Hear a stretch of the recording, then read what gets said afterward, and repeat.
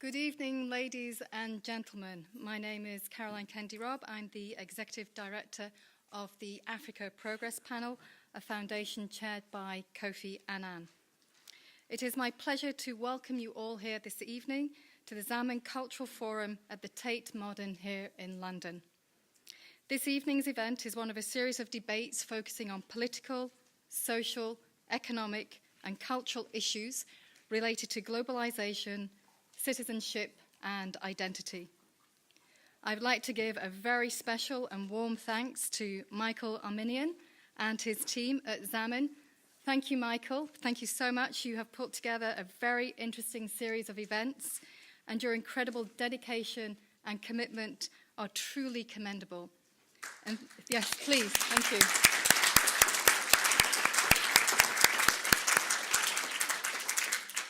And thank you also to Marco Daniel from the Tate, who also has done a fantastic job at pulling everything together. So thank you so much.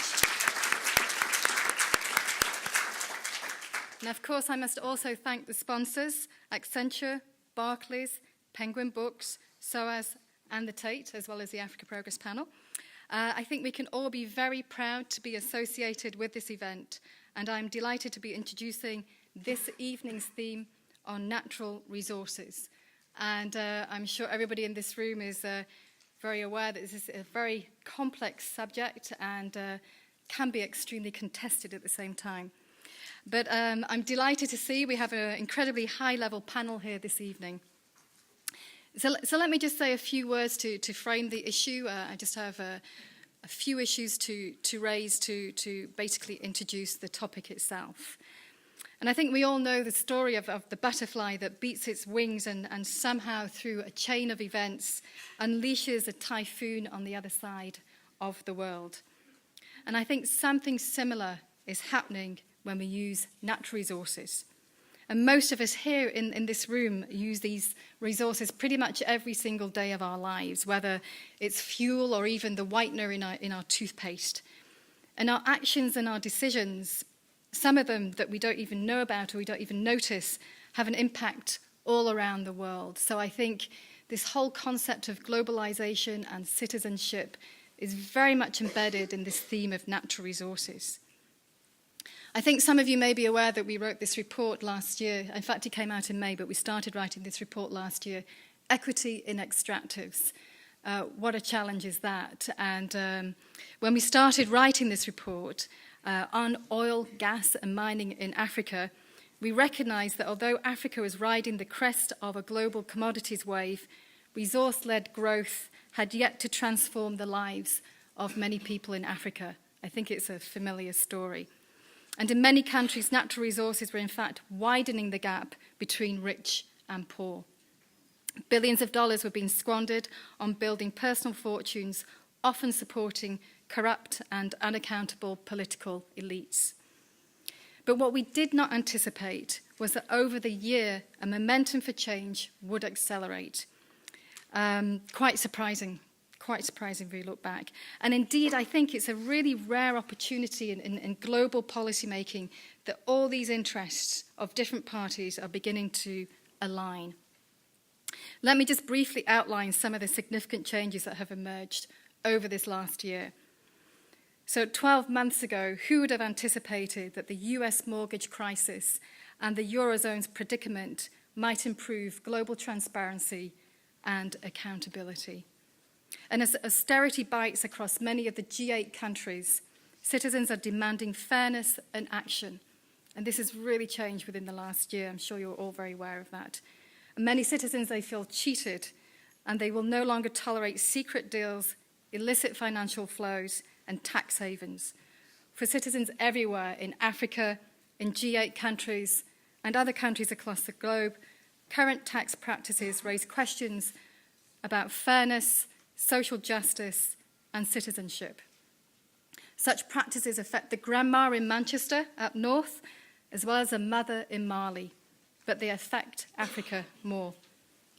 Another significant development is the recent passing of the Dodd-Frank Act in the US and similar EU measures that require extractive companies to meet higher standards of disclosure. It was a surprise that these were passed. Now the G8 is on the case. I think you'll all be familiar with the discussions that Cameron's been having, with the UK presidency putting tax and transparency on the agenda for the G8 summit this month. In Africa too, citizens are in opposition to the growing squandering of oil, gas and mining resources, as evidenced in the under-evaluation and mismanagement. Indeed, trade mispricing costs Africa governments in the region of $34 billion annually. But recognising the cost, some governments are taking action. Liberia, Sierra Leone and Guinea now make mining contracts publicly available. This is a huge step. And Ghana is strengthening accountability in the management of petroleum revenues. Such actions strengthen the social contract between the state and its citizens. And at the same time, many companies are now looking beyond short-term profits towards long-term investment partnerships. These companies recognise that the economic as well as the ethical case for strengthening linkages to local firms and engaging in local communities. They know that sustainable investment needs a stable country and a social license to operate. What is emerging are these silos of secrecy are crumbling is a shared agenda, which is quite unique, in which different parties have overlapping interests and similar goals.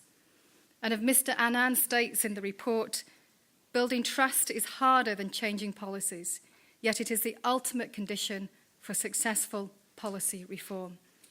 And he adds, mutually beneficial agreements are the only ones that will stand the test of time. So in conclusion, I just want to highlight about 5 issues that we raised in the report and made recommendations. And the first is that the G8 summit should serve as a launchpad for a rules-based global system, both for transparency and taxation, to be developed with the G20. The second, all foreign-owned companies should be required to publicly disclose the ultimate beneficiaries of their profits. Less secrecy. Switzerland, the United Kingdom, and the United States, all major conduits for offshore finance, should signal intent to clamp down on illicit financial flows.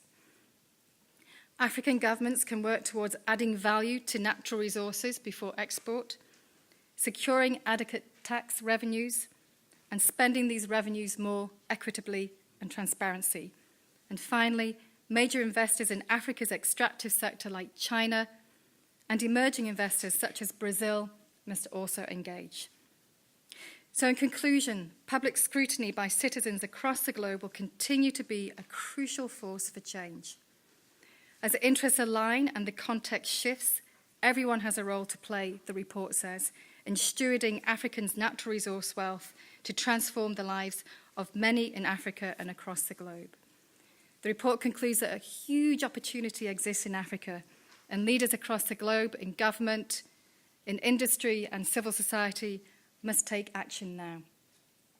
The benefits of seizing these opportunities will not just transform the lives of Africans, but will also be felt in countries across the world.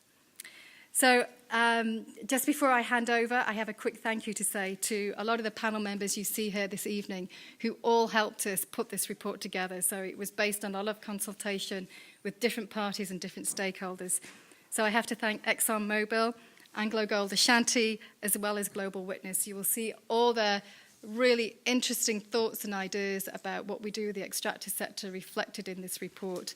And I think that's really important because we can see overlapping interests where similar goals, people want similar goals, and there are many ways in which we can look at these overlapping interests. So with that, it is my great pleasure to hand over to Robert, who will chair this evening's debate. Thank you very much.